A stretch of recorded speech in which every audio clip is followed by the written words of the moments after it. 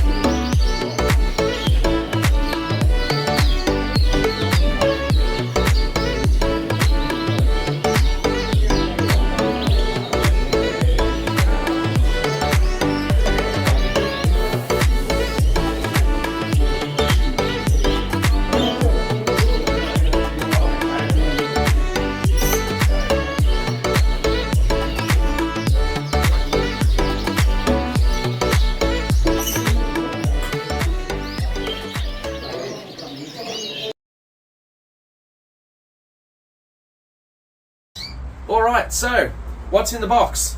Well, loads of awesome stuff. So big thank you to the Canary Room and to Matt. Mate, was just completely gobsmacked by what you have donated to the Fife Life, and in support of what will be my first breeding season with Fifes. You know, having the new birds in the shed, and I'm just so excited. I can't wait to get there. And you've made life just so easy for me by giving me this really cool stuff. Now the first thing is, and I've seen these in lots of videos by fanciers over there, and they're these awesome nest pans. So they're the ones that hang off the front. They're the same as the clips that I've got on the perches. So it's a suspend off the front of the cage, make it very easy to remove the nest pan, to check fertility, check on chicks. Look, mate, I just love them, and like I've seen so many people using them over the UK. So obviously, if people are using them, they are a really good product. You know, what's blown me away is not just the fact that I've got them, but I've got to show you.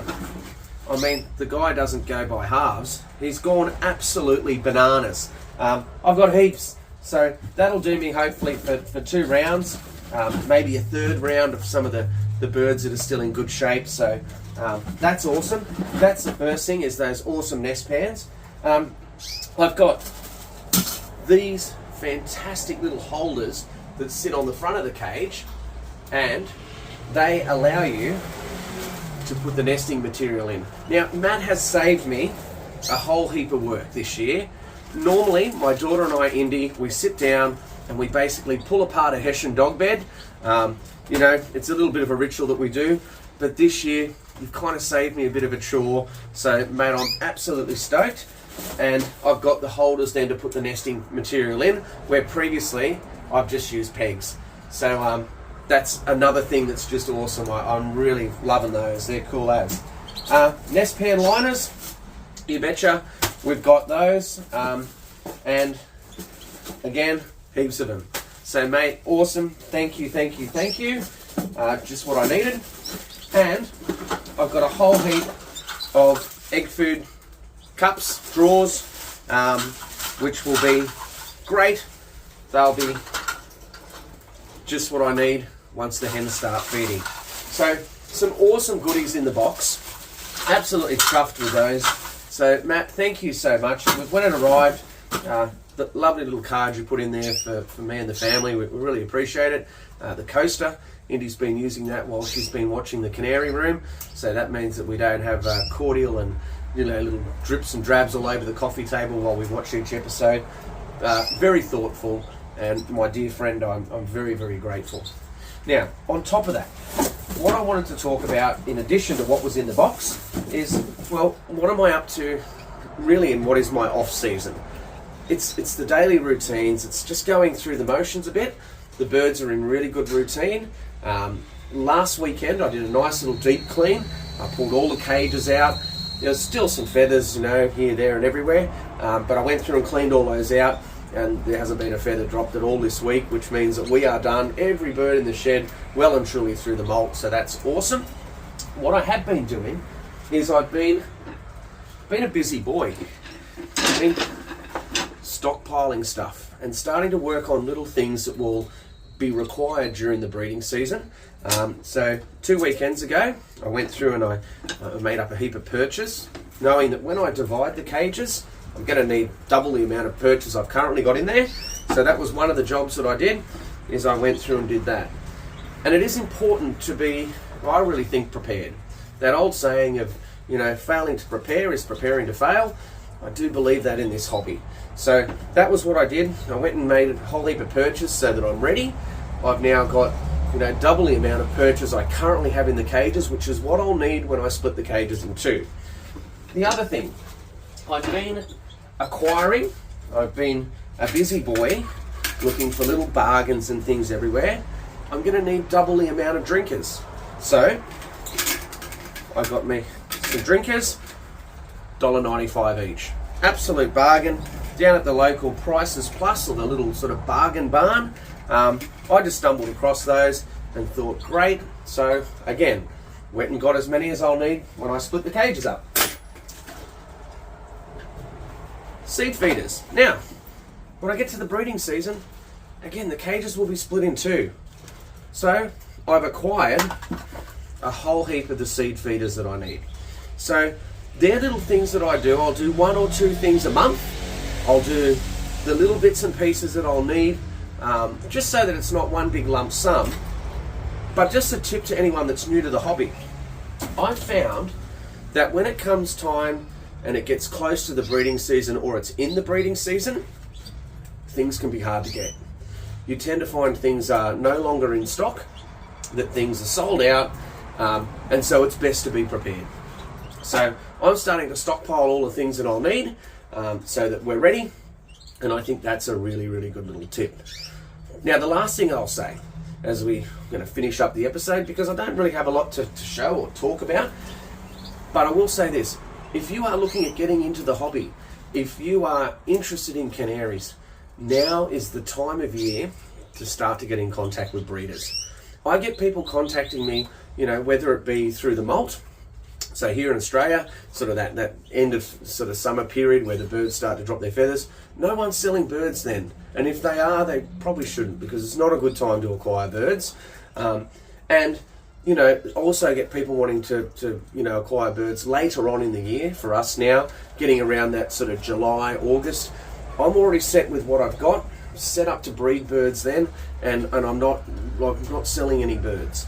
So now's the time. I reckon around about the sort of, I always say, mid to late April through the month of May, get your birds now, get them settled in your bird room. It'll give you a good couple of months just to get everything all settled, everyone ready, and then we start the breeding season. Depending on where you are in Australia, it could be any time. For me, around August, but for others, that's September, October. So now's the time to do it. Get out there. If you're looking at building a line of type canaries, start to have a little bit of a look at who's doing well on the show bench, and that'll give you an idea of where to get the good birds. So there's a little tip for you, and I think it's something to consider.